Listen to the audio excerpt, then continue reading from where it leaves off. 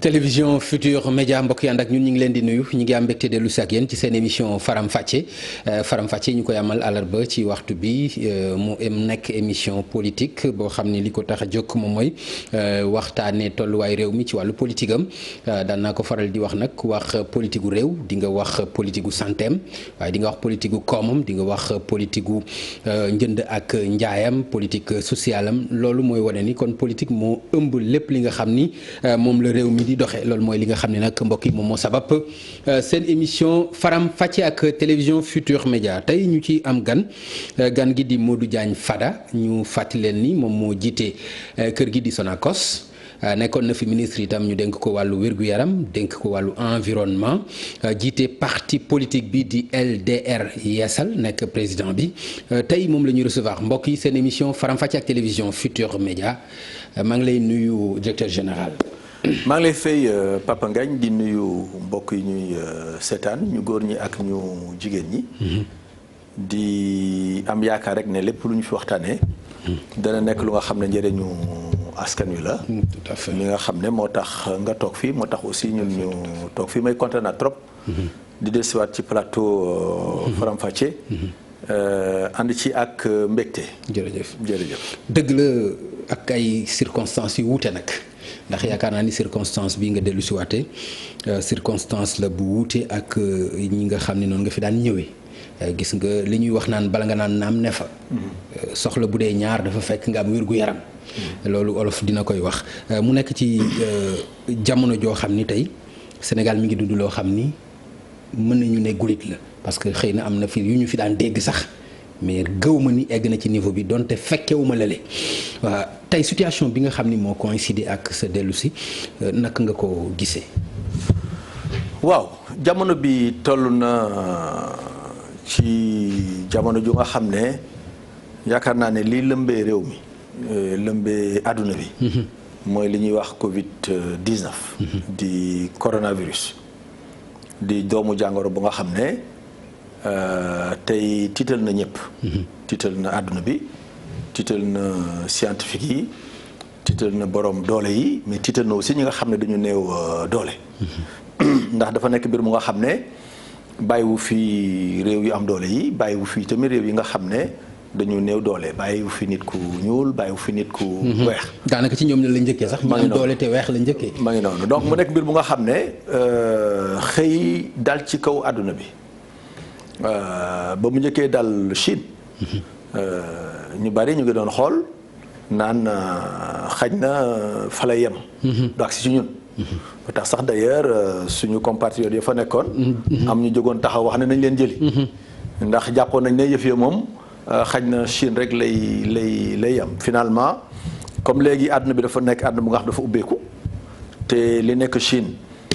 moo nekk ci àdduna bi yëpp nit ñi dañuy demlante dañuy dikkalante mbir mi te yaakaar naa ne nekkatul épidémie pandémie la loolu mooy daj na àdduna wërngël kàpp wax nga ko léegi xaj na jamono yu njëkk yaa njëkk en tout cas suñu génération ñun am na yu bari yu nga xam ne fekkuñu ko doon nañ fi wax ay peste doon nañ fi wax ay choléra yu métti ya doon nañ fi wax leneen ak leneen ay mbas yu nga xam ne wala ay balaa yu nga xam ne doon nañu dugg ci réew mi jamono yi nga xam ne këru fajukaay yi wala boog faj gi demul woon nene ni lii nag ñëw ci jamono bu nga xam ne dañoo jàppoon ne naam li ñuy wax virus nga xam ne wuute na bu baax ak bactérie yàgg nañoo xam ne doomu jàngoro la bu xaw a doy waar ndax doomu jàngoro la bu nga xam ne daanaka dafa yor xelum boppam nekk doomu jàngoro bu nga xam dafa gaaw a bari te nekk doomu jàngoro bu nga xam ne bu duggee sa yaram moom li gën a garaaw lay def parce que xam nga ne nit ku nekk am na lu koy défense. am na daanaka armée. ca loolu lay jublu pour faagaagal ko néewal ko doole. xam nga bu ko defee nag léegi mën a ubbi buntu feebar yépp waaw loolu moo tax ñu naan baaxul ci mag mooy baaxul ci ku feebar ça ne veut pas dire que ci mag rek la bon na aussi ci gone mu nekk donc mbir mu nga xam ne tey jàpp naa ne ak fi mu toll ci àdduna bi nit ñëpp dañ ko war a jël au sérieux. d'accord jël ko au sérieux nag. mooy ñu farlu xam ne adversaire bu mag la ñuy jàkkaarlool kenn bañu ko xeeb kenn bañ koo néewal kenn bañ ne yaakaar ne agsiwul ci man tey rek du ñëw suba. d'accord yaakaar naa ne buñ ko ñëpp defee rek yàlla mën na ñoo jàppale ba ñu limiter. dégâts yi nga xam ne mën na ko am. d'accord directeur ndax da nga ni kenn waru ko soofantal kenn waru ko maanaam jàpp ni lu oyof la ndax jàppaloo ni ci Sénégal taxawee dañ ko xaw a soofantal tuuti ndax dañuy bëreet rek président ni 1 milliard 400 la ciy def ci budget li ñu jotoon a dégg ndax bu fekkonte ni xam na lii ñëw lan la wala su fekkonte ni ndax tey bàyyi woon na xel li ñu wax tey pandémie kenn waxul maanaam jàngoro joo xam benn bërëb rek la am mais lu wër àddina bi la ndax yaakaar nga loolu du néewal ko ak ñàkk a xam li nga jàkkaar loolu war a xeex ak moom la. non ci budget non je crois que budget benn mbir la. ci mbir yi nga xam ne war nañ koo waajal.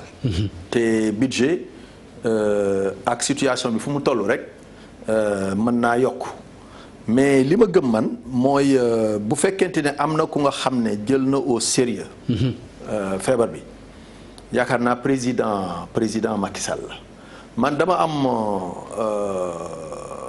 yaqin ne. jël ko au sérieux pour boppam wala pour réewam. déedéet non jël ko au sérieux pour réew mi.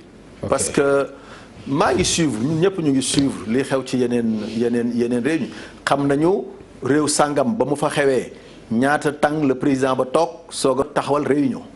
xam nañ réew sàngam ba mu fa xewee ñaata cas la réew moom mu am wala ñaata décès la réew moom mu am avant chef de l'état ba di soog a jóg di wax. yaakaar naa tey nañu ñu ngi sant yàlla amaguñu ku ci loru te yàlla buñ ko am ba mukk mais yaakaar naa ba ñu ne càpp rek le président Macky Sall woote réunion. réunion bu nga xam ne mboolem luy kàngam tey yëngutu ci cas bu njëkk ba. waaw bañ ne càpp rek. bañ ne càpp rek la woote benn réunion daal di jël ay dogal daal di jël def ay proposition ñu tegaat ca ay fan. comité national bi nga xam ne mooy saytu jàngoro bi te monsieur le ministre de la santé. jiite ko réunion def ay recommandations. ca saasa mu daal di woote waat beneen réunion pour jël en charge. recommandations yooyu boo ko dee seetlu sax d'ailleurs fa France tolloon wala Allemagne wala Belgique wala yeneen réew yu mag yi laata ñuy jël mesures yi nga xam ne Sénégal jël na ko yaakaar naa ne ñun àggaguñu foofu. mais ngir. anticiper. non mais egguñu fa mais xanaa doo xaar ba egg fa te war a mën a jàng ci ñoom maanaam cooxe gu ñu cooxe waaye ci jël mbir mi ba loolu bett leen doo xaar xanaa ba ñu egg foofu nga naan da nga koy jël mais li ma bëgg a wax foofu mooy mesures yi nga wax ni teel na ci taxaw ndax bu fekkoonte ni bokkoon na ci tëj par exemple jaww ji. parce que ku ne xam na ni tey li ëpp ci cas yi indi coow li yëpp li ñuy wax cas importé la ndax loolu bu fekkoonte ni jëloon na ko ca ba mu ne càpp ndax tey kon fii nañ fi egg. mais xam nga mbir mu nekk rek xam nga réew la ñu yor tey ñu ngi xayma suñu bopp 16 millions d'habitants. ñu ngi toll tey ci 34 cas positifs. ak ñaar ñu nga xam ne wér nañu. ba dellu seen yitte. bu ñu xoolee ni nga xam ne noonu la jàngoro ji tëddee ci biir réew mi effectivement lu ci bari ay cas importé la. maanaam ay nit ñoo feebaree ci yeneen dëkk indi ko ci biir réew mi.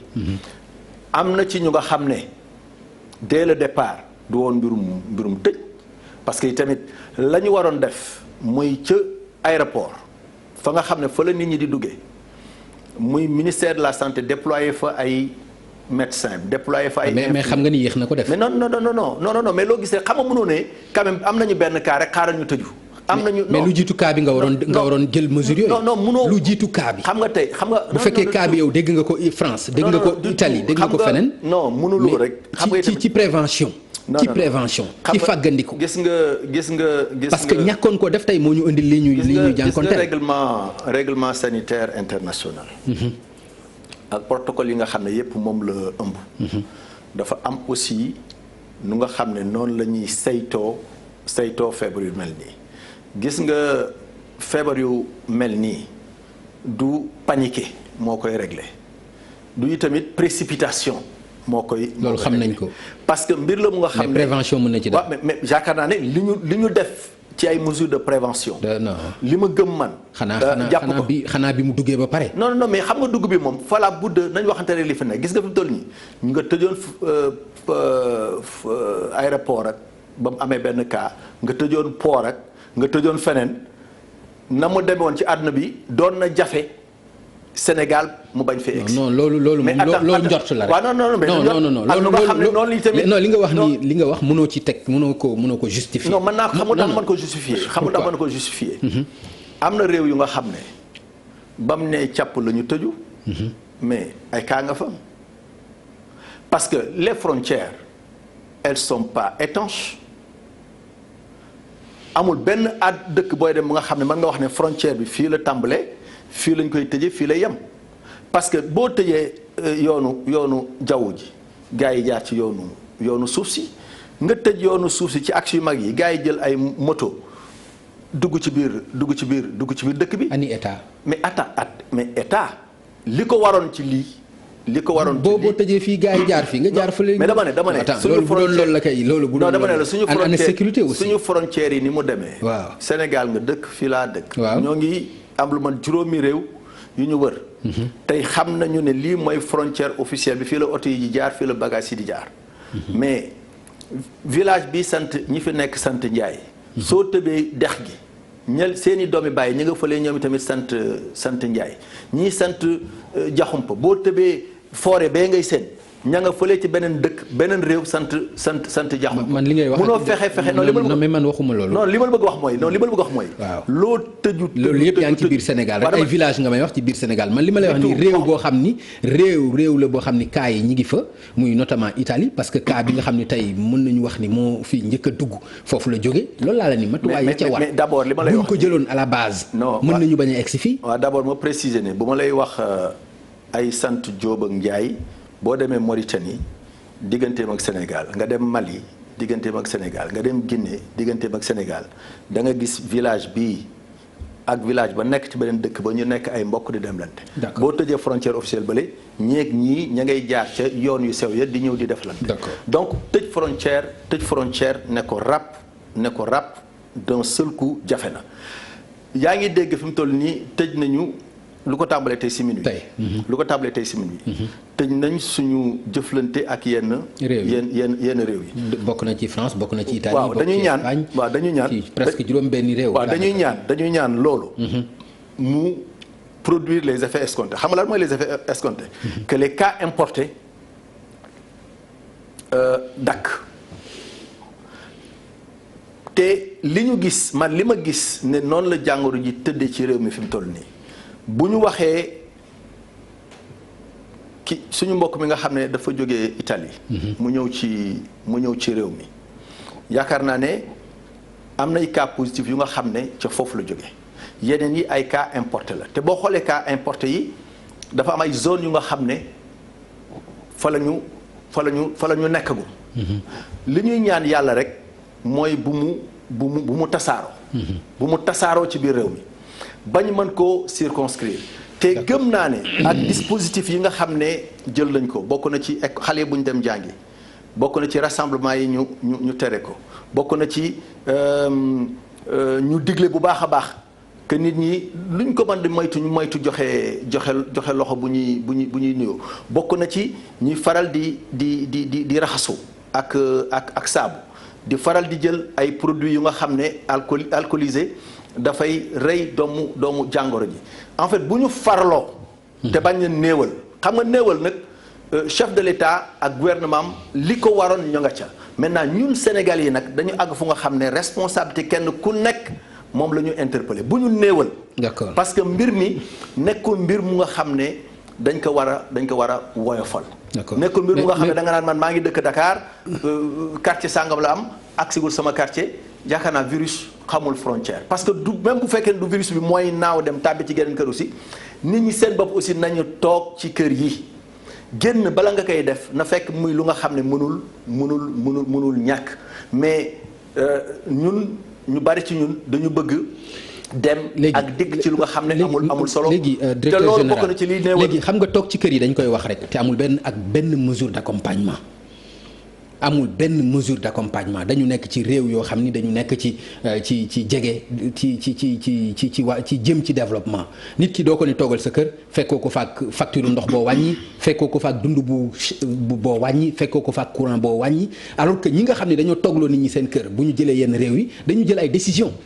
pour jàppale ñi nga xam ne ñooy askan wa boobu ba léegi da ngay dégg toog leen ci kër yi bu kenn génn. mais xam nga mais waxuñu kenn lan lañ la ci jàppale. xam nga gestion benn crise bu toll nii.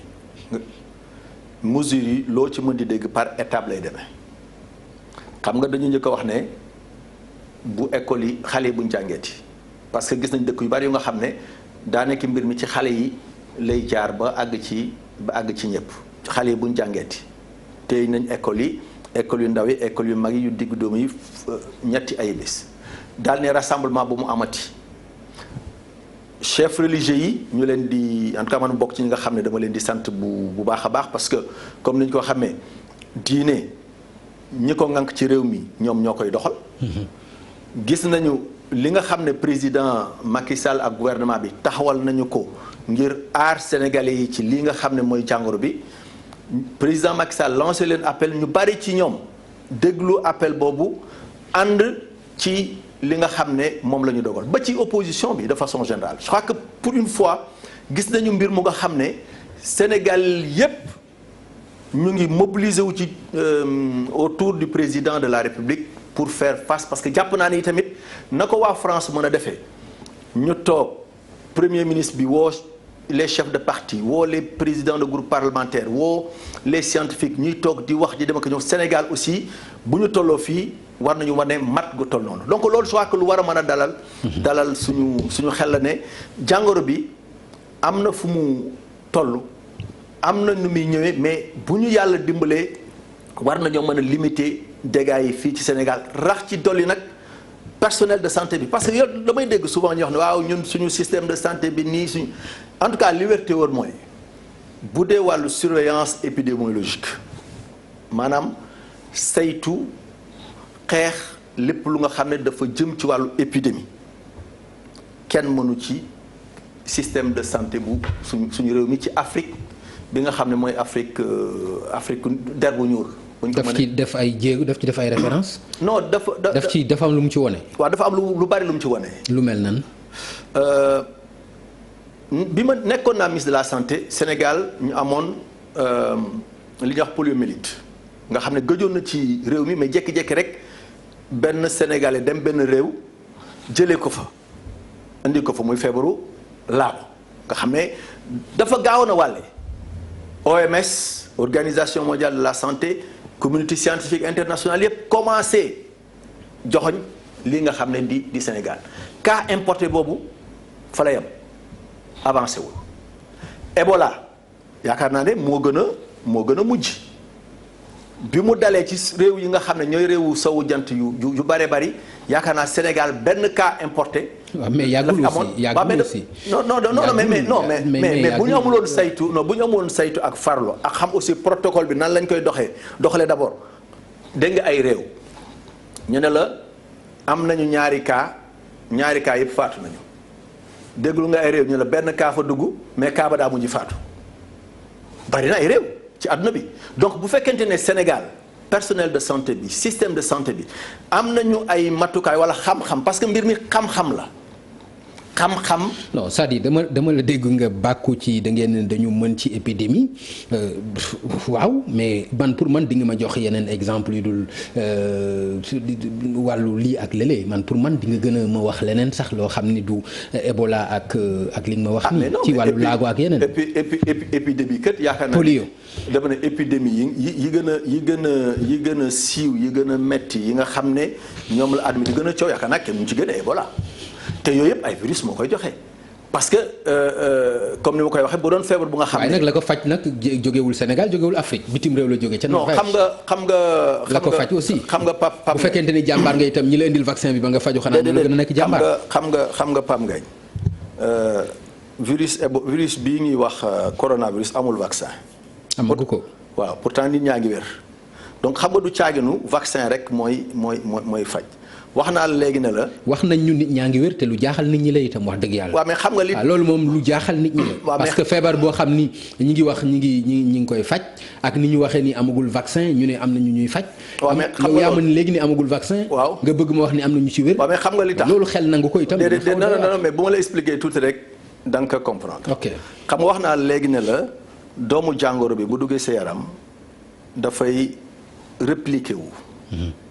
maanaam benn soldaar la bu nga xam ne bu duggee sa yaram dafay nekk armée.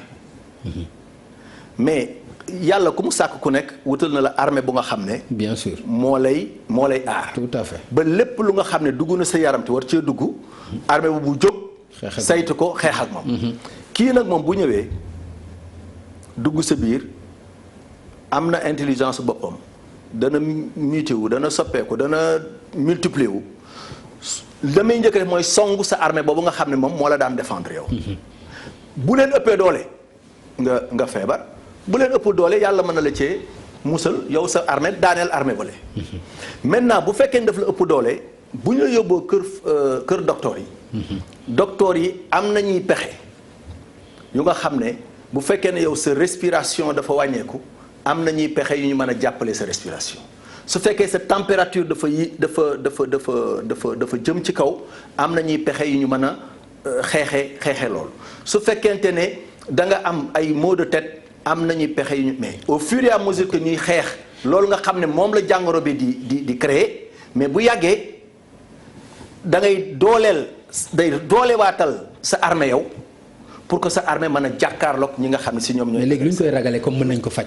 déet defal ndànk xam nga mën nañ ko faj. lan moo ci jar nag léegi bu fekkente ni Sénégal ñu ngi koy faj ba faj ci ñaar defal ndànk lan lañ ko war a mën a ragalee. xam nga Sénégal la ñu nekk. xam nga man tey li may ñaan rek suñu mbokk yi nga xam ne ñoo ñuy déglu te ñoo ñuy seetaan mooy bu kenn dugal sa bopp ne lii dañ koo fent ak dañ ko fi indi rek mais affaire bi amul affaire bi duggul fii. mais ñi leen ni mën nañ ko faj nag. mais dafa nag ñan. ñi leen wax ni faj nañ ci ñaar muy. mais dëgg la. waaw mais dëgg la parce que xam nga bu fekkee da nga ñëw ñu defal la test gis ne da nga positif. am nga ko nga dem bañ defal la benn test gis ne test bi négatif ñu ne noonu loolu doyut nañ confirmer ñu toogaat ñaari fan yóbbuwaat encore say prélèvement ñu testé waat ñu ne amatoo doomu jàngoro bi mais wér nga. mais loolu laa la laaj. maintenant xam nga li amul comme li ngi wër kay ci moins d'une semaine ou 2 semaines. mais xam nga li amul mooy garab bu nga xam ne dafay rey virus bi loolu la nit ñi di wut ak lu nga xam ne day tax virus bi du la mën a song muy vaccin loolu la àdduna bi di wut tey mais du xam nga du feebar bi rek mooy feebar à virus. VIH ngi nii ñi nga xam ne ñoom la ko yàlla dénk.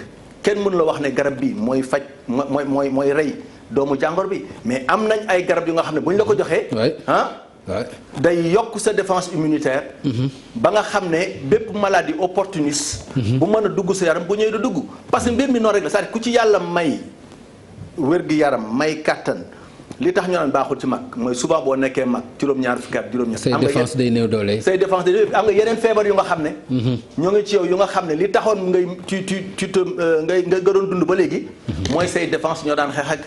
gars yi mais lii nag moom. directeur man dama am lu ma la laaj te doolu tontuwuloo ma si mooy les mesures d'accompagnement ci yenn mesures yi parce que mënuloo wax ne nit ñi nañu toog ci kër yi bu ñu dem fenn. ku ne xam na ni nit ñi fi ay góorgóorlu lañu mais au moins am na ay mesures d'accompagnement yoo xam ni war na ànd ak loolu. moo laa déggul nga. wax ma si loolu war na ñàkk aussi. xam nga yow Pape Ngagne booy waxtaan bu ñuy waxtaan bu ma nekkee di tontu ci benn laaj da nga may relancer loolu mooy tax xañ na may fàtte tontu ci li nga xam ne moom nga laaj mais li nga laaj mooy mesure d'accompagnement dama ne la feebar bi fi mu toll tey li mu laaj moom la gouvernement bi def. mooy nañu fexe rompre la chaîne de transmission la chaîne de circulation du virus nañ ko rompre nañ ko taxawal foofu d'abord la ñu toll jàpp naa ne bis bu ñaanuñu ko parce que yaakaar naa ne ñaanuñu ko bis bu ñu demoon war a ak ci beneen phase mu nekk phase de confinement yaakaar naa Sénégal dañuy digle bu leen dem ci rassemblement yi bu leen dem ci dafa ndànk rek. bu leen dem ci rassemblement yi bu leen dem ci xew yi bu leen dem fu nit ñi bare foofu lañ toll. parce que loolu moo dëppoo ak doomu jàngoro bi ni mu toll suñu réew bis ñaanuñu ko buñ fa waroon àgg ba àgg ci confinement kooku beneen phase la yaakaar naa même réew yi nga xam ne ñoom ñoo ñu njëkk a jot ci feebar bi aussi jaar nañ ci étape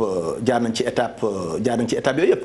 mais nag yaakaar naa ne réew mi fi mu toll nii àggaguñ nag ci phase de confinement bu nga xam ne rek dañ naan yow Pape Ngagne bu liggéey suba léegi yow sa loyer ñun ñoo la koy fayal wala daan ci gàddu nangam diw bul dem liñ la waroon a fay bu weer bi jotee état bi dañ ci gàddu nangam. d'accord loolu mën naa ko dégg kay eggaguñ fa mais boo ma waxee confinement alors que site bi ñu trouvé ko ba ni aérogare bi def nañ ko site de confinement kon war nga xam ni lu ñuy njort ne mi ngi egsi moo ko indi. mais c'est important. bu ñu demee ba ni site baa ngi nii fii nga xam ni fii la ujaa ji doon déparé pour dem Makka ñu ne foofu la ñu def site de confinement. dafa am réew bu nga xam ne benn kaa fa nekk benn kaa ba yàgg na fa réew ma nag réew bu bari doole la wane nañ ci tel bi barki dem ne réew moomu tabax na xaw ma ñaata hôpitaux de campagne parce que waajal sa bopp la mais responsabilité aussi mooy anticiper mbir la mu nga xam ne kenn xamagul fu ñuy yem donc c'est normal daaka naa loolu autorité def dañ leen ci war a sant war leen ci gërëm que ñu maanaam il faut nit ki bu bañee am mbetteel dafay teg yëf yi fu nga xam ne xañ na sax du fa egg.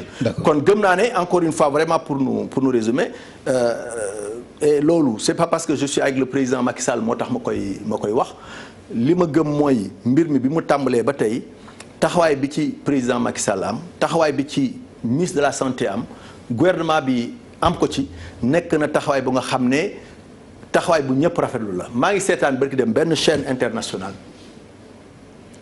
bu nga xam ne lañ fa doon waxtaane mooy esprit anticipatif bi nga xam ne président Macky Sall am na ko ci wàllu maladie bi ñu méngale ko ak yeneen réew yu nga xam ne pourtant ñoom de ñoo njëkk a jot feebar bi ci Sénégal mais taxawuñ noonu kon nag jàpp naa ne d'ailleurs xam nga bu ñu demee ba yenn leaderu opposition yi di wax yenn wax yi c'est parce que wax dëgg yàlla yaakaar naa ne taxawaay bi rafet na.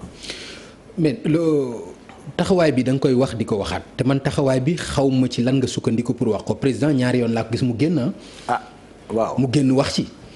président man loolu laa gisul man gisuma yeneen acte yoo xam ni teg na ko wala man leneen man pour man li ma jàppoon mooy waroon na gën a mën a nekk ci kanam waroon na gën a génn waroon na gën a taxaw waroon na gën a wax man loolu laa jàpp. président de la République wax mais soo ma bëggee wax ni ma taxawaay bi président Macky Sall wax na 2 fois avec aujourd'hui 34 cas de Covid-19.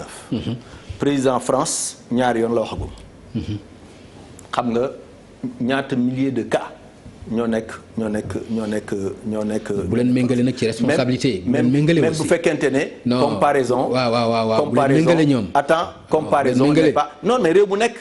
300 milliards d'euros ku ko mën a génne bokk la kuy génne 1 milliard 400 aussi. dama ne ñun 16 millions d'habitants la ñu am France je crois que laal nañu lu mat 100 millions d'habitants. donc je crois que comparaison peut ne pas être mais da nga wax chef d'État la mu génn 2 fois ci chef d'État la mu génn 2 fois teg ci yéen a ngi gis tous les messages que le ministère de la Santé envoie à tous les Sénégalais pour les mettre devant leurs responsabilités da ngay toog sa téléphone kar nga gis message mu fàttali la ni nga xam ne noonu nga war a taxawee fexe yi tamit ba gouvernement ci boppam comme yaa tudd président de la République je crois que gis ngeen ko yéen ñëpp mu naan nii la ñu war a raxasoo nii la ñu war a def c'est important que le chef wàcc fi nga xam ne fii la nit ñi toll pour di leen ko fàttali parce que nit ñi dañuy jàpp ne raxasu lu yomb la. mais waroon na ko def depuis décembre. pardon waroon na ko def bien avant. c'est-à-dire moment bi mu déggee que ni lii virus la moment boobu bu fekkonte ni ci nga wax ministère de la santé taxawaay bi ñu def nii li ñuy envoyé askan bi ci prévention. président je crois que bu fekkonte ni taxawee woon nañu loolu man gëwuma woon ni kon fii dinañ fi egsi. Pam Ngagne man li ma jaaxal mooy la première réunion président Macky Sall bi may woote la première réunion sur la maladie. booba cas amagul woon ca réunion ba lañ ko wax ne ko am na benn cas suspect mais c'est vrai li may wax ni ca réunion bi waaw mais jeex na donc kay bi muy woote moom bi muy woote di anticiper kay dëgg boobu cas boobu xam nga ne ñi ngi xaar retour cas bi ñu doon xaar ba xam après analyse bi xam nga ni loolu moom xam nga nag loolu moom sa njort la rek non mais loolu non ci état war nga xam ni non attends dama ne d'accord mais xam nga cas suspect bis bu nekk ñu ne fi cas suspect bi yóbbu nañ ko di analyser mën na revenir positif mën na revenir négatif. mais je crois que bis bi président Sall di woote ndaje mu njëkk ba mu koy jël initiative di ko woote amagul woon sax cas suspect. d'accord c'est le lendemain la am cas suspect ba mu ñëw ci réew mi yaakaar nga cas suspect dina am ci réew mi te président du ko xam. mais bis bu nekk ay cas suspect di am ci président di ko xam premier cas suspect. fii ci réew mi yaakaar nga loolu dina am muy président de la république. mais dama ne président Macky Sall. bi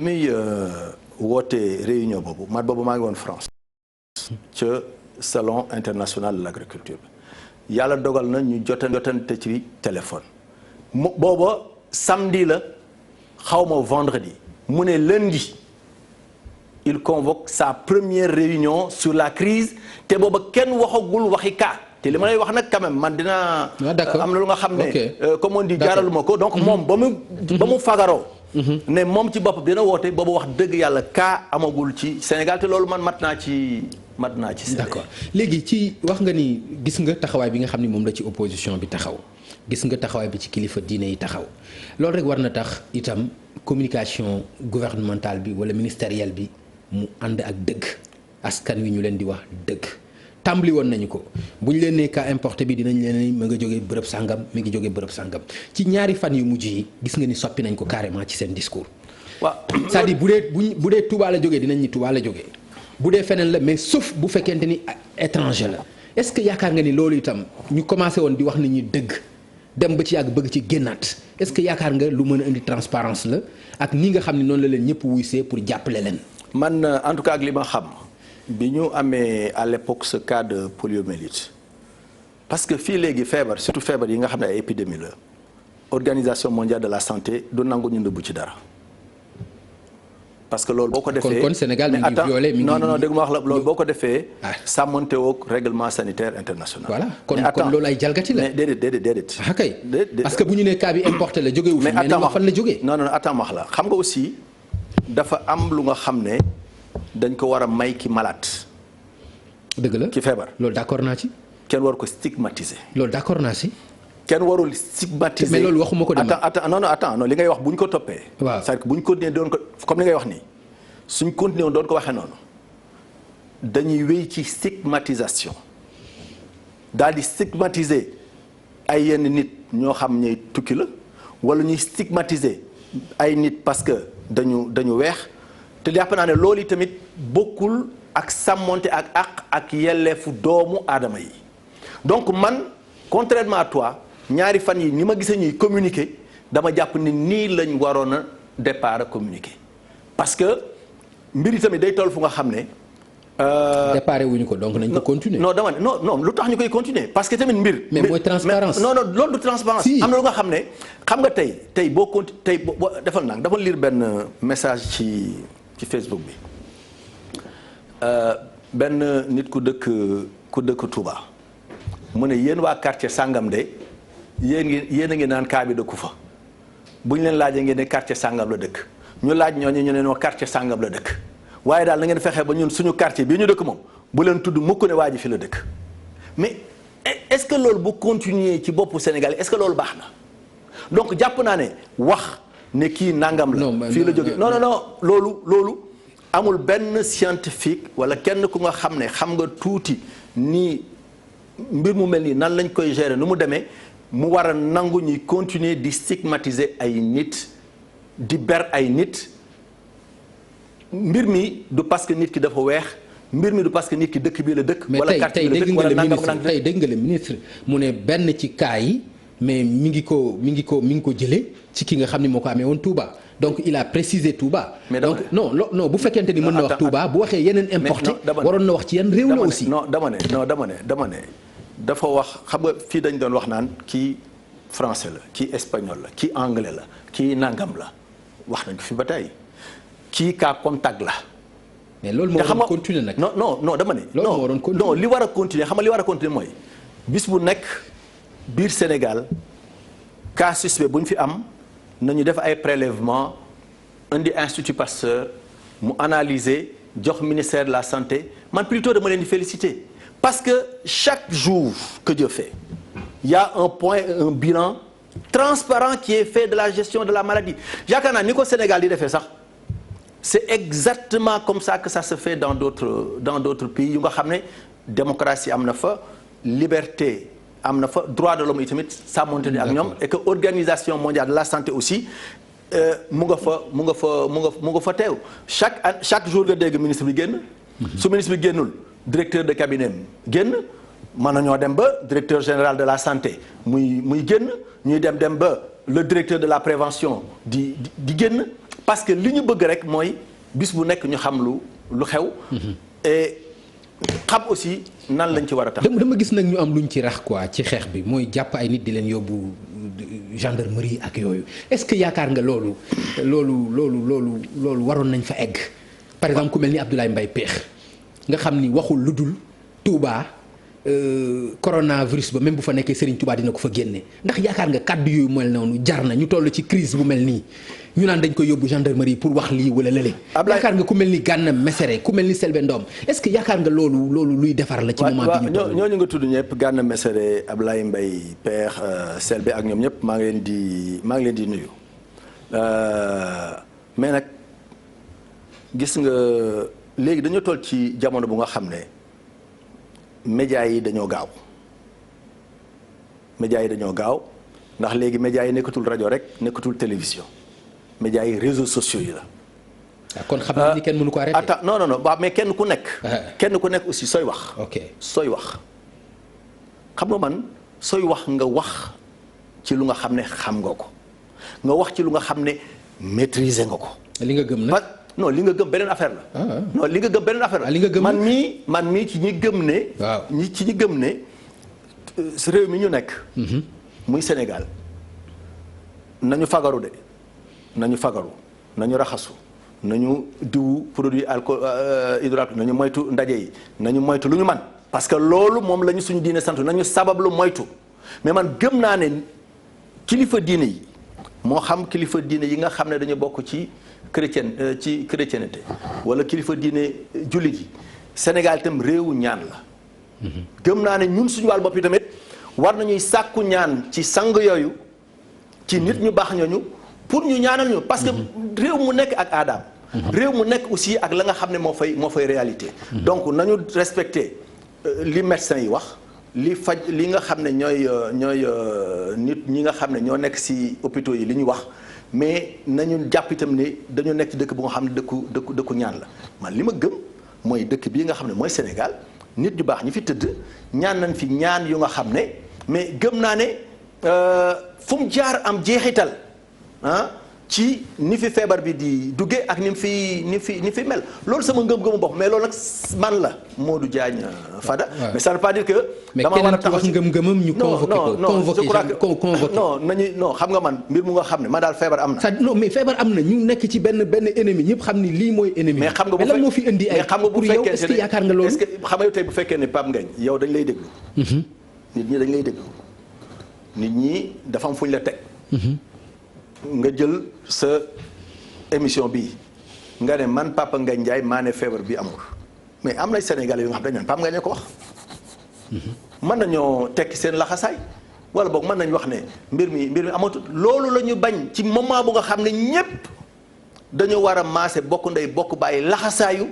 ngir am comportement yi ñu war a am. d'accord ngir. mais monsieur le ministre xam nga lu ma bëgg ñu ànd si loolu mën naa ko ànd ak yow maanaam Ablaye Mbaye Pekh wax nangam mais ñu génn ci voie autorisée ni ko li ngay wax kat bu ko waxati. mais da koo wax tey le lendemain ñu convoqué ko. mais loolu fan la am ci àddina. non defal ndànk non je crois que.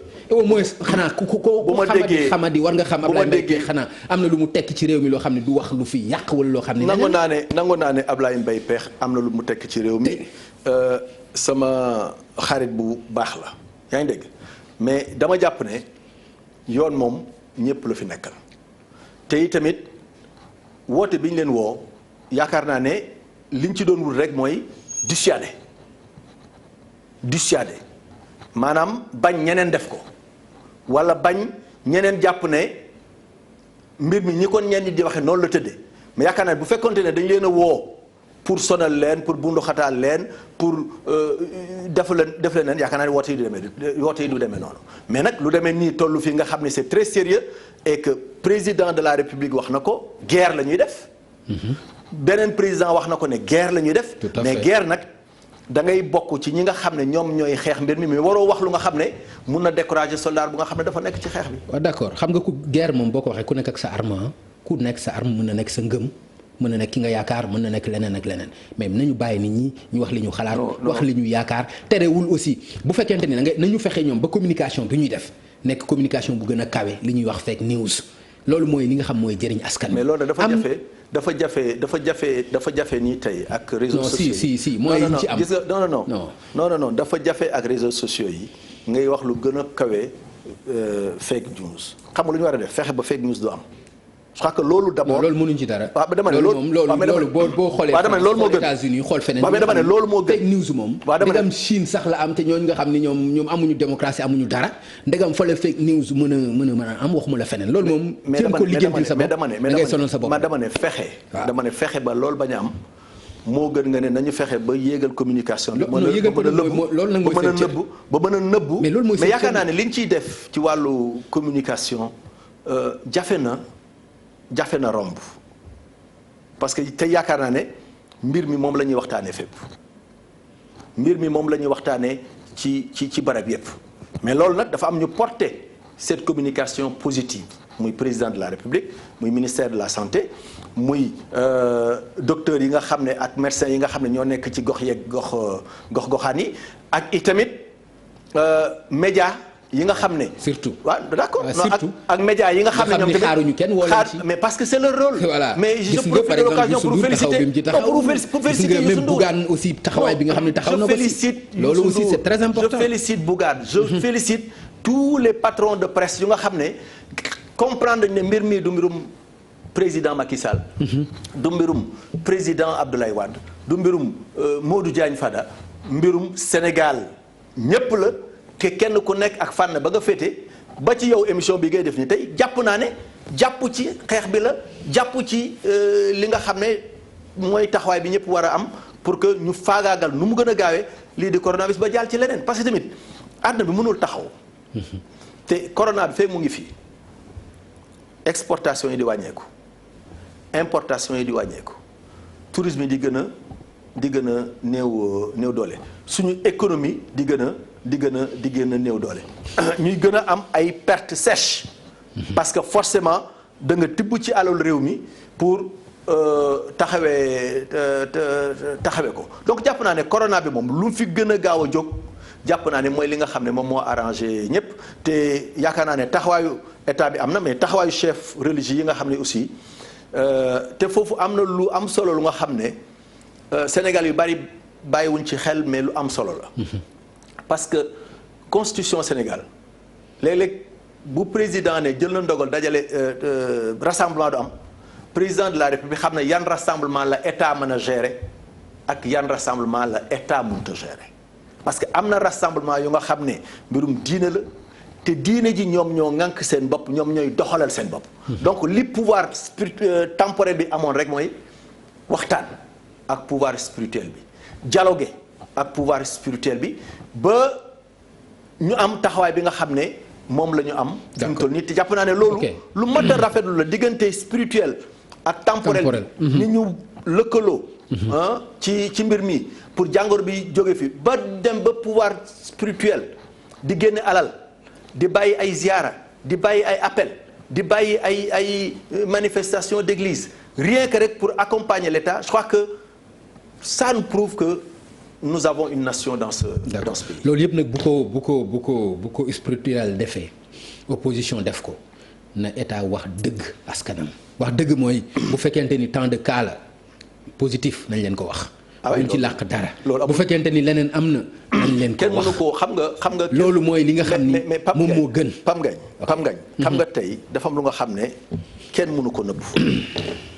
le nombre de cas positifs kenn mënu koo nëbb institut de référence bi nga xam ne du pour Sénégal dong de mais presque pour toute la sous-région la suñu réew mii la nekk institut boobu xam nañ fu mu dëkk xam nañ ña koy saytu fii mbirum coronavirus kenn mënu fi ñàkk a bañ a wax li nga xam ne moom et puis gouvernement bi amul benn intérêt pour bañ a wax nit ñi fi situation bi toll loolu yaakaar naa moo tax ñu ne la chaque jour nga gis ne yaa un communiqué signé qui dit ñaata cas la ñu yóbbu woon Institut Pasteur ak ñaata cas la Institut Pasteur notifié parce que Institut Pasteur mooy notifié ministère ne ko li ma jotoon ci ay cas de nangam ji moo ci positif donc mbir moom jàpp naa ne vraiment transparence mu ngi ci ni ñu koy defee noonu la moom kay li ci des ñun sénégalais yi nañu góorgóorlu ci suñu wàllu bopp ñeme cet gi ñeme produits alcoolisés yi toog. d'accord. sàmmonteeg charte yi nga xam ne gars yi tëral nañ ko bu ñu ko defee rek fekk quelques jours. affaire bi mun naa. d'accord léegi monsieur le ministre da nga wax cet gi coût la parce que produit gel alcoolisé yooyu coût la te gis nga flambée bi mu def nii ku bu ñu doon jaayee téeméer mi ngi jëm 2000 francs état bi mi ngi xool loolu mais xam nga ni loolu itam jëmalul fenn li nga xam ne mooy xeex jàngoro ji. non état bi xoolul loolu. vous avez entendu madame le ministre le ministre du commerce dem. waaw d'accord. ci mu wax noonu rek. non pas wax est-ce que daf ko réglé. non mais génnal fi nga laajte bu ndaw bi doon jar 250 ñaata lay jar. xam nga problème dañ koy constater démb def na réunion concernant nañu problème bi nee na dina signer arrêté pour réglementer les prix jàpp naa ne loolu mooy taxawaayu état yaakaar naa madame le ministre comprendre na ko bu baax a baax parce que non seulement produits alcoolisés yi mais aussi les denrées de parce que kenn ku nekk souvent nit ñi dañuy doxal sama bopp la gënal donc bañ naa la c'est-à-dire coow lu mel ni bu jógee ñu naan ndax nit ñi waratuñoo dem nit ñi dañu war a toog kenn ku nekk yaa ngi jàpp ne yow da ngay bëgg wut sa dundu at da ngay bëgg wut sa dundu at bëgg wut sa dundu ñetti weer sa dundu ñeenti weer alors boo ko defee nag ci lu nga xam ne dañ ko prévoiroon pour chaque weer mën nga dem ba indi ay pénurie yu nga xam ne baaxul ci askan wi parce que spéculation lay indi. d'accord parce que marché bi moom lépp lu nga xam ne daf fi jafe. ok njëgam yokku. pénurie yooyu mën nañ ci bañ a yaakaar diwlin bokk ci de comme yow yaa yore Sonacos ñaanuñu ko yàlla ñu eggoon foofu. yaakaar nga waaw en tout cas Sonacos li ko war. en tant que société nationale. mu ngi ci jamono jii may wax ak yow ñu ngi ci processus yu nga xam ne bu eggee ak jàmm. lii nga xam ne mooy dëwlin dana ne xas ci réew mi alhamdulilah rabbil alamin ba léegi pénurie dëwlin amagul mais yaakaar naa ne. processus bi nga wax. waaw moo tax waaw lan mooy délai yi quand même lan la. court terme long terme. xam nañ ne chaque mois Sénégal soxla na 12000 tonnes. d'huile li am solo mooy loolu que ça soit sécurisé avec même.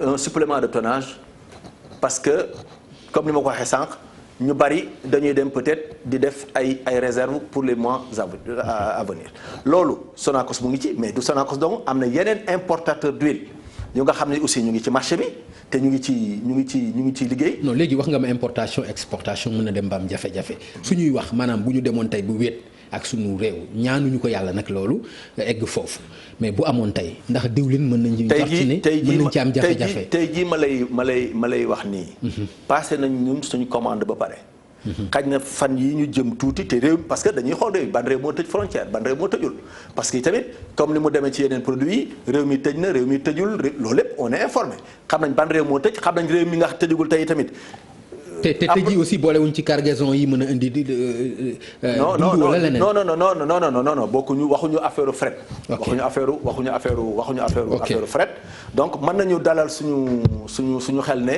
Sonacos ak importateurs yi nga xam ne ñoo fi nekk te yëngatu ci wàllu dëwlin ak wàllu yeneen produits de denrées de première nécessité daañ am taxawaay bi ñu war a am bi marché bi recommandé pour que Sénégal mën a continuer di am yooyu denrée rawatina dawlin bi. dégg lii nga xam ni am na lan lañ ci mën a jàng pour yow maanaam ñëw na fekk na nekkoon nga ministre de la santé xam nga ni hôpital yi yu ci bëri daanaka Diop la ñu sant ndax seen melokaan loolu yow xam nga ko ci seen plateau médical est-ce que jàppaloo ni am na luñ ci war a mën a jàng nag ba buñ ci génnee ñu am na mën a amaat yeneen taxawaay. waaw dama jàpp ne yaakaar naa loolu du Sénégal donc moo ciy jàng yaakaar naa tey Italie. mais nañu mais attends non maa ngi ñëw. Italie dana jàng ci lu mel nii parce que tey mel na ne système hospitalier Italie feebar bi romb na ko beneen réew dana ci jàng mais naturellement Sénégal aussi dana ci tirer ay leçons pour que déjà am nañu benn centre bu fi nekk bu nga xam ne mu ngi hôpital Fann tey mu nekkaat beneen mesure tey. Il y a des hôpitaux de campagne benn centre nga ma wax mais dégg rek ci maladie infectieuse. mais dégg ma wax la non dama ne mu ngi fii. non du maladie boobu la xam nga tey bon Fann n'est pas encore dépassé capacité d'accueil yu Fann c'est pas encore dépassé mais ñaanuñu ko mais bu dépassé woon principal mu ngi fii mais ñaanuñu ko hôpital bee nga xam ne moom la ñu tabaxal moom la militaires yi moom la ñuy tabax monté fële ca Touba yu bari santé militaire. war na ko mën a monter ci yeneen dëkk mais ñaanuñu àgg ci foofu yëpp mais li am solo mooy comme feebar la yu nga xam ne dafa xaw a dëppoo ak jamono te virus amaguñu lu nga xam ne moo ko mën a rey wala moo mën a tax du dal nit ki gën a waajal suñu bopp yokk bërëbu fajukaay yi yokk li nga xam ne mooy centre de traitement yi loolu ci am solo waaye nag Pape Ngagne affaire bi dafa jotewul ak man gëm naa ne réew mu nekk na nga koy comparer ak réew ya nga ko war a comparer plateau médical u Sénégal c'est vrai boo ko comparer ak yeneen réew yi nga xam ne dañu nekk réew yu développé man nga wax ne am na lu des mais te ñun xañ na ñun ñooñu la ñuy xool tey man lii suñu ambition ñun coalition Benno Bokk Yaakaar wala boog ñun ñi nga xam ne ñooy jàppale président Macky Sall mooy comme personnel bi ñu ci bari fii lañ leen di former parce que tey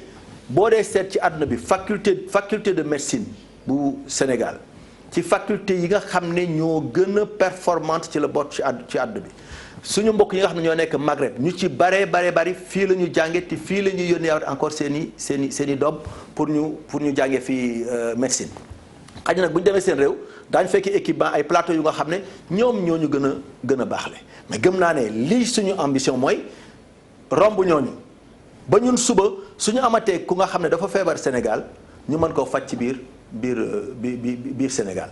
bu ñu amee ku nga xam ne dafa am yenn pathologie ñu mën koo traiter fii ci Sénégal parce que bu dee xam-xam bi. maanaam bu dee xam-xam bi. Sénégal yaakaar naa ne kenn ëppale ko ci mais pour faj. bu dee jumtuwaay yi. mais pour faj virus bii nag. virus bi am nay protocole yu nga xam ne moom la ñu édicté am nañ un personnel soignant un personnel de santé qualifié c'est surtout le personnel de santé et c'est pourquoi le personnel de santé tey effort yi ñu war a def yépp nit ñaa ngi contribuer nit ñaa ngi joxe c'est très bien ce mouvement d'ensemble ñi ci war a njëkk a bénéficier wu moo war a nekk le personnel de santé pour que ñoom tamit seen kaaraange mat. D'accord. mais parce que ñoom bu seen kaaraange matee. man xam naa ci ñoom dévouement xam naa ci ñoom engagement bu nga xam ne xam naa ci ñoom bëgg seen askan bëgg gu nga xam ne feebar bii du sori. parce que am nañu compétence yi te tamit am nañu yéene ji def ko ci li nga xam ne mooy bu place donc c'est plus un personnel de santé qualifié disponible qu'un problème de plateau médical en ce qui concerne. mais am na ci solo nag plateau bi am na ci solo. waaw bien sûr plateau bi am na ci mais pour d'autres pathologies. Okay. Je crois que c'est surtout pour d'autres pathologies comme yeneen pathologie nga xam ne ñoom la ñu gën a xam parce que lii quand même épidémie la pandémie la léegi te gëm naa ne Sénégal daal est assez outillé li ma xam ci système de santé bi daal mooy xam naa ne personnel baa ngi fi gars yi xarañ nañu xam nañu protocole yëpp te gëm naa ne suñu amee tous les petits matériels d'équipement qu'il leur faut léegi jàngoro bi sori. d'accord maa ngi ci gis nag benn solidarité solidarité bi yaakaar naa ne gis nga ko ki ko njëkk a initié sax muy Serigne Mountakha Mbacké ci 200 millions yoo xam ne joxe na ko mais li ma ci jaaxal dama gis lii di dem ci ministère de la santé lii di dem ci kuréel gi ñu dénk épidémie yi c'est-à-dire dafa mel ni dafa tasaaroo koppar yi parce que dégg naa 100 millions bu jógee mairie de ville bu Dakar fi mu dem ci chèque yi ma gis am na différence est-ce que loolu yaakaar nga ni mën na ànd ak transparence gis nga non fàtte nga sax enseignants yi may leen di féliciter aussi ci dakkal bi ñu dakkal seen grève yi mais ensuite seen contribution symbolique bi ñu def ñu jël 1 million ne dañ koy remettre seen ministre de tutelle l'éducation loolu lu mat a rafetlu la bien entendu li Serigne Mountakha Bachir def te njëkk koo def tamit parce que ay bukki yu bari bu ñu nekkee fi benn bukki génn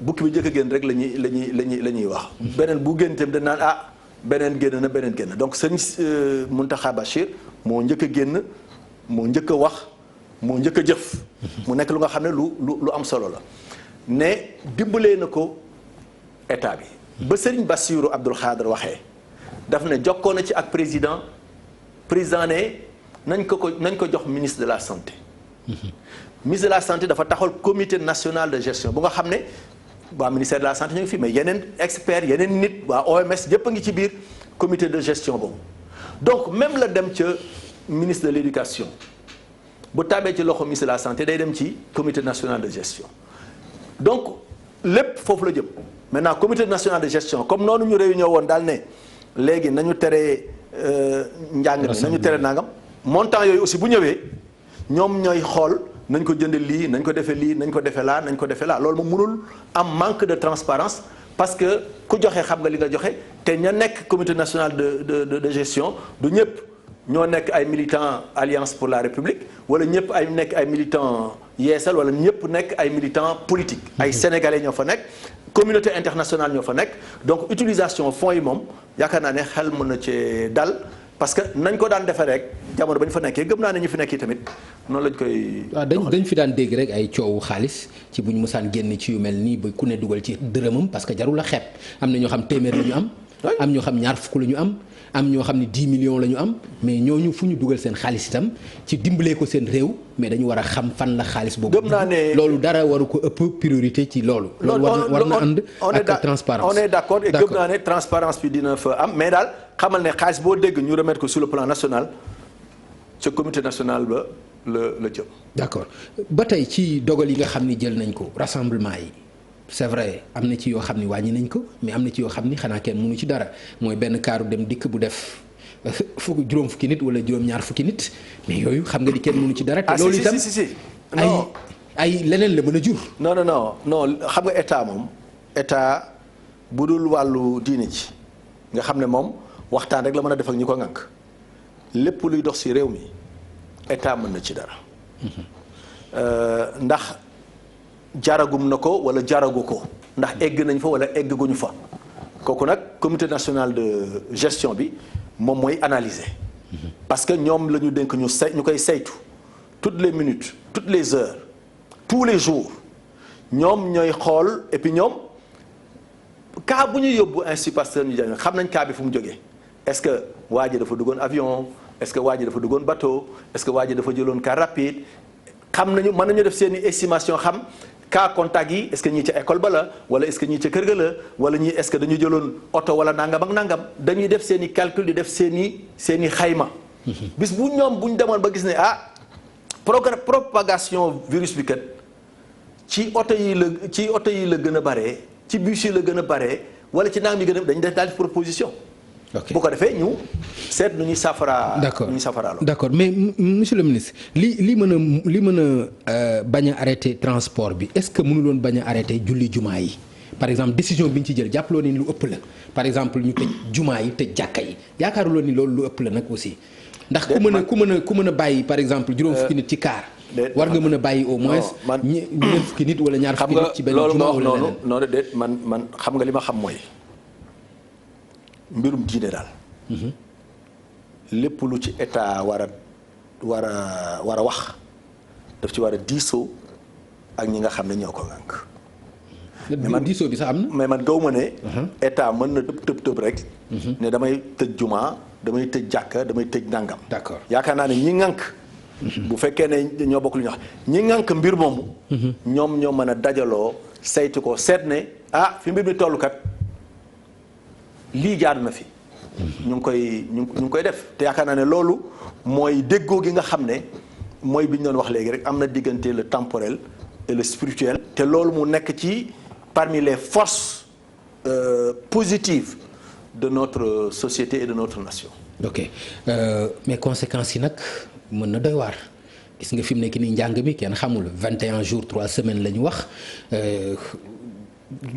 xam nga conséquences yi est-ce que pour yow lan la mën a waaw xam nga forcément moom Covid 19 dina bàyyi ay impact waxuma la sax ci Sénégal mais ci économie mondiale bi de façon générale yaa ngi seetaan dans les pays bourses yi ñu ngi plongé rek. bourses yi ñu ngi plongé rek. ça veut dire que moom forcément dina bàyyi jeexital ci wàllu koppar yi nga xam ne moom mooy gouverner àdduna bi ñun kay li ñuy ñaan rek mooy impact yooyu bañ a egg fenn fii parce que ñun suñu réew ak yeneen réew yu mel ne ñun am na fu suñu kàttan toll mais am na aussi fu nga xam ne toll fa. alors bu ñu nee 3 semaines njàngum école mi nañu sant yàlla parce que xale yi xëy na une semaine rek la ñuy toog mais xëy na semaine ba ca toppaatoon après fête yi la woon. donc nañu ñaan yàlla rek balaa feetu Pâques yee jeex. mbir mi dellusiwaat situation normale bi dellusiwaat ba xale yi mën a demaat jàngi parce que bu ñu demul jàngi xoolal conséquences yi ci examen yi report yi. dafa nekk mbir mu nga xam ne daal balaa la parce que balaa nag fu mu ñëwee fu nekk fu mu jaar dana fa bàyyi jeexital. donc tey yaakaar naa ne économiste yi nekk ci àdduna yëpp fi mu toll nii li ñuy gëstu ak di ko xalaat mooy yan mesure la ñu war a jël bu coronavirus bi jeexee pour rattraper retard bi nga xam ne. corona bi posé na ko ci économie mondiale. am na ay gëstu yu nga xam ne gars yi ñu ngi koy def te man li ma gëm mooy monde bi moom yàlla dénk na leen ay gëstukat ay xeltukat yu nga xam ne buñ ci rombee tamit daañu tëral lu nga xam ne wala daañu joxe xalaat yu nga xam ne ku ci aw la nga ñàkkoon fële mën nga ko gaaw dabu si waat ci wàllu koom. mais loolu gëstukat yi di xalaat est-ce que gëstukat yi fii itam war nañ ci mën a bàyyi xel parce que bu ñu demee bay wax ay marché yu ñuy tëj. parce que dégg naa ko ci Médina mais loolu itam yaakaar lu mu nekk ay mesures de trop yoo xam ne itam war nañ ko mën a xoolaat. xam nga xool yeneen i pexe yu dul tëj rek quoi. Pam Ngagne. La santé avant tout. dëgg la. waaw y' a pas de mesure de trop dëgg la waaw maanaam mesure bu ñu war a mën a jël pour aar wér-gu-yaram doomu aadama yi. yaakaar naa ne amul mesure de trop nit ñi kay ñoo war a nangoo def sacrifice yi. organiser wu jël seen i disposition ba loolu bu waroon am yi tamit buñ ko defee ñu mën a xam nan lañ koy jàpp tey ñun ñëpp ñu ngi am suñu njaboot bitim réew. ñu ngi am suñu njaboot suñuy xarit bitim réew mais ñu nga toog seen i kër ñu nga toog seen i appartement dematuñu dikkatuñu te ñooñu jegewuñu seen yaay jegewuñu seen papa jegewuñu seen i mbokk ñooñu ñoo gën a metti waa bitim réew ñoo gën a metti ñun ñi nga xam ne ñu ngi fii bu ñu toogee fii tey Europe boo fa demee ñu confiné la doo mën a génn sa néeg doo mën a dem fenn say xalaat say nga toog rek angoisse boobu mais fii sax au moins bu ñu la confiné bu ñu demoon ñaanuñu ko baa nga cee tamit bu ñu la kii da nga mën a génn fii xaaxataay fii dugg fii nangam ak donc ñun ñoo leen gën a nekk ci position yu nga xam ne si tey moo gën a confortable moo tax nañu xalaat suñu bopp mais nañu xalaat aussi suñu mbokk yi nga xam ne dañu nekk bitim réew nekk fa ak seen i njaboot nekk fa ak seen i xarit te demlante ba ak fekkalante bi mën a am Sénégal amul ci dëkk yu mel ne dëkk yooyu ñu nekk. d'accord mais mesures yi nga xam ni jël nañ ko ak ni ñuy sensibiliser askan wi xam nga ni du yomb ñu jëfe ko ni nga xamee suñu ay réalité ci Sénégal bul joxe loxo bul def nangam xam nga loolu nga dindi ko. ci ko xam ni loolu la xam loolu la màggee yaakaar nga loolu itam mën na yomb ba am succès pour yow. man daal lu ñuy wax ne boo ko defee dee mën na la caa fekk def ko soriwul ak xaru. dëgg la waaw lu nga xam ne. dañ ne lii boo ko defee kooku moom l'islam dañ santaane wu ko christianisme santaane wu ko. tout à fait gëm naa ne ay gestes la yu nga xam ne nekkul rek. raxasoog saabu bi wala laal leneen wala moytu leneen wala bañ a dugg ascenseur wala bañ a laal rampe wala leneen nekk loolu sont des gestes qui sauvent maanaam ay mbir la yu nga xam ne boo ko defee d'abord yow mën nga bu ko yàlla tuddee mën nga mucc mais ensuite mën nga muccal ñeneen donc gëm naa ne loolu moom tey bonul maanaam toog set nekkul lu nga xam ne habitude bu bon la donc ndokk bu fekkee ne ñun sax dañuy jóge ci lii gën a sàmmonteeg raxasu gën a sàmmonteeg teylu gën a sàmmonteeg yenn mbir yi parce que feebar bi wax encore une fois virus nekkul lu nga xam ne dafay naaw nii ci jaww ji soit dafay jóge ci saqat wala mu jóge ci taflit wala mu jóge ci ticholi wala mu jóge ci leneen ak leneen dandante bii ñu def man ak yow tey ndax fi mu toll nii mat na 2 mètres yaakaar naa ne loolu la ñu sant nit ñi te itamit loolu il faut ñu dugal ko suñu bopp xam nga ñun nag bien entendu ñenn ñëpp ne man la ñu mel xaw nañu néewal mais feebar bii du feebar bu ñuy néewal Covid 19 du lu ñuy néewal mbir la mu nga xam ne mbir mu garaaw la garaawaay boobu nag benn pexe lañ ci am mooy prévention te fagaru dafa gën faju donc nañu fagaru maintenant que ñu ngi koy tal di ko wax nañu fagaru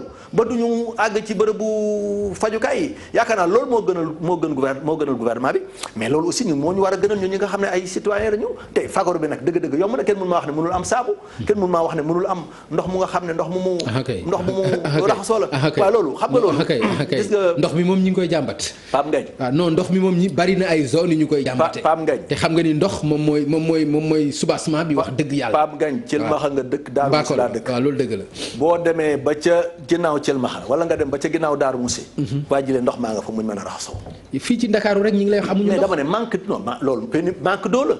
manque d'eau la ça arrive mu ngi mel ne bu ñu toogoon léegi micro bi fay ça peut arriver mais nekk lu nga xam ne daf caa sax dëkk ca ba nit ki mën a wax ne man aw ma ndox moo tax raxasuma man bu boobaa je préfère pourtant aw ma ndox de doo dégg mukk ku ne aw ma ndox moo tax añuma wala aw ma ndox moo tax reeru ma te nag man gëm naa ne fi mu toll nii am na fu ñu toll fu nga xam ne sa loxo tilim nga lekke ko noonu yaakaar naa ne moo gën a garaaw ka nga bañ a raxasu. d'accord monsieur le ministre jërëjëf dama gërëm la bu baax a baax ci wuysi bi ma bàyyi la message bi nga xam ni war nga ko jagleel askan wi xëy na ci jàngoro ji naka lañ ko mën a moytoo. waaw xanaa di la gërëmaa rek Pape Ngagne parce que. mbir la mu nga xam ne bu ko kenn néewal na ko ñëpp jël très au sérieux te ñun ñëpp góor ak jigéen mag ak ndaw kilifa diine kilifa aada parce que mbir mi du rek pour citoyen lambda yi la du rek pour ñëpp la pour DG yi la pour ministre yi la pour kilifa diine yi la pour ñëpp la nañuy góorgóorlu rek ci li ñuy wax les gestes barrières gestes yi nga xam ne mooy dox suñu diggante ak feebar bi bépp geste buñ ci digle te mu ngi ñu vérifier ko mu dëppoo ak science na ko nit ñi jëfe bis bu nekk ba ma nekkee santé daanaa wax ma ne nit ñi di faral di lekk juróomi légumes juróomi fruits ndax lu baax la ci wér-gu-yaram ba ma waxee ñu ne ma xanaa ko am njëgu fruits mooy leen mango jaa ngi nii ne xas new jaa ngi nii leneen ak leneen yu nga xam ne foo dem fekk ko fa mu nga fa. bul caagi ne damaa war a dem jëndi pomme bu nga xam ne bitim réew la jógee wala orange bu nga xam ne dafa jëm bitim réew peut-être sax li nekk ci vitamine ci suñu fruits yi locaux yi peut-être nekkul foofu ñuy faral aussi di naan ndox. parce que naan ndox dana may nit ki. su fekkee jàngoro ji ci put wala feneen mu jàllale ko ci estomac te estomac bu fa jàllee moom acide yi dañ koy daal di rey. na ko nit ñi waxuma la may def ci rein wala leneen naan ndox waxuma la may def ci rein de mais naan ndox ci jamono ji na ko ñëpp saxal. parce que lu am solo la au daal raxasu baax na dee leen ko def mais nañuy naan ndox nañuy dandante aussi bu ñuy wax nañuy fexe yi tamit ba lépp lu nga xam ne. kër docteur wax na ko. kër docteur nag biologiste ba ca la bokk infirmier ba ca la bokk docteur ba ca la bokk ñuy sàmmonteeg loolu d'abord. luñ cay teg nag ñu soog ko caa teg gëm naa ne bu ñu amee taxawee boobu wàññi kenn waxul ne bul dem bul dikk mais vraiment li la jógloo na ko jar. mais xat gi lay na rek dem naa. bërëb sàngam maa nga ca marché bu wutiwu fa dara damay lambi tissu bi damay xool tailleur bi damay xool nangam bi nañuy dox ci dox yu nga xam ne dox yu farata la boo doxee li ngay dox ba pare nga delluwaat sa kër bu ñu ko dëkkee yàlla mën nañoo dimbale ba ñu yamale circulation virus bi te bu circulation virus bi taxawee rek gëm naa ne ñi fi des nii moom te tëdd ci hôpitaux yi yàlla mën naa def ba suñu fajkat yi jàppale leen ba ñu jóg léegi nag docteur dama mas a wax nekk ci benn réunion entre 2010 demoon benn journée internationale de lutte contre une maladie moo wax ba pare daan ne léegi nag bu ko defee ngeen dem ci docteur yi ñu faj leen ma pare benn mag bu baax woo ma ne ma man de dama am ci yow cofeel waaye dafa ma wax ju nga xam na nga ko wax léegi damaa bëgg nga bàyyi ko médecin wala docteur faj la man mais yàlla mooy wéral te loolu yi tamit jàpp naa ne mooy dëgg waaye nag médecin yi nañu faj gëm naa ne bu ñu fajee kilifa diine yi ñaan yàlla dana wéral. jërëjëf ñi nga xam ne ñoo tëdd suñu xel ñu ngi dem ci ñoom. vraiment ñu ngi leen di xalaat bu baax a baax te di ñaan yàlla rek mu fëgg seen bopp te wax dëgg yàlla lu ko tàmbalee tey ak suba ginnaaw suba cas yu positif yi di gën a. wàññeeku ñi nga xam ne it cas yu wér yi di gën a bari te yàlla bu ci kenn ñàkk bakkanam te yàlla mën na ko. merci beaucoup jërëjëf monsieur le ministre xam naa ni message aussi du ñàkk ñun aussi ñu def ko bariwul lu ñu koy def mais jamono moom moo ko laaj mais yow li nga wax ci message wax dëgg yàlla amul dara lu ñu ciy teg li ñu ci mën teg rek mooy wax ni bul amee kersa wala rusu kenn di ko jox loxo. ndax boo ko defee ba amel ko kersa mën nga ko yóbbee musiba nga yóbbee ko sa bopp. kon li nga xam ne mooy matuwaay bi jiitu mooy nañu fexe ba loxo yi di set mais nañu fexe ba ta loxo itam buñ ko joxante. yaakaar naa ni loolu suñu réalité la mais li ñu koy muñ yàggul nañu ñaan yàlla tàggoo ak moom ci jàmm delloowaat ci suñu saafonte parce que loolu lu ñu xam delloowaat itam ci suñu dëkkin ak suñu nekkin loolu mooy li nga xam ni moom la ñu xam di féliciter nag ñi nga xam ni ñu am taxawaay bu am solo jël seen alal def ci nga gis taxawaay bi nga xam ni Youssou Ndour def na ko slogan bi nga xam ni yëkkati na ko daan coronavirus te loolu yaakaar naa ni ak ni nga xam ni noonu la ko taxawee ak groupe GFM loolu matuwaay bu am solo la émission yi ngay gis yi ngay dégg yépp soo gisee sensibilisation bi nit ñi ngi koy bàyyi xel te loolu moom moo ko waral te moom mooy leader bi wan ñu yoon bi ñun aussi ñu taxaw ci yéene bi yépp nag mooy jàngoro bi gaaw jóge fi ci nu mu gën a gaawee du moom rek yeneen kilifa itam def nañu ko loolu mu nekk loo xam ne ñi ngi koy rafetlu muy Institut Pasteur muy ministère de la santé ay la yowén ak lu ñu mën a wax itam nañ leen gàcce ngalaamaal parce que daanaka ñun nelaw yu ñuy nelaw ñoom nelawatuñ ko le ministre de la santé boo ko xoolee nga xool directeur de cabinet xool ñi nga xam ne ñoom la àndal di nga xam ni coono bi ñuy daj askan bi moo tax ñu di ko daj. Tout à fait. loolu aussi nañu xam ni xam nañ ko mais yàlla moo leen ko teg ñu ñaan yàlla teggil leen ko mu nekk li nga xam ni wax nga ko docteur bi mooy faj mooy yàlla mooy wéral donc nañu dellu ci yàlla suñu borom kenn ku ci ne li nga xam ci loo xam ni mën nga ko ñaane nga ñaan ko jombul loolu mën na tax ba jàngoro jóge fi donc message yooyu aussi bariwul luñ koy def mais jamono moo ko laaj kon ñu ñaan yàlla askan wi bàyyi xel ci loolu kon mu nekkoon seen émission Faram Facce tey spécial coronavirus lañ ko defoon àndoon ci ak le directeur général bu Sonacos nekkoon jëwriñ ñu dénkoon ko santé dénkoon ko itam environnement mu nekk njiitu parti bi di LDR Yeesal Modou Diagne Fada lañ doon recevoir bokk yi tey ci seen émission Faram Facce ak télévision Futur Média ñu leen di jox rendez-vous incha allah beneen yoon bu ci àllandee jërë ngeen jëf. Félicitations. Trop c'est trop.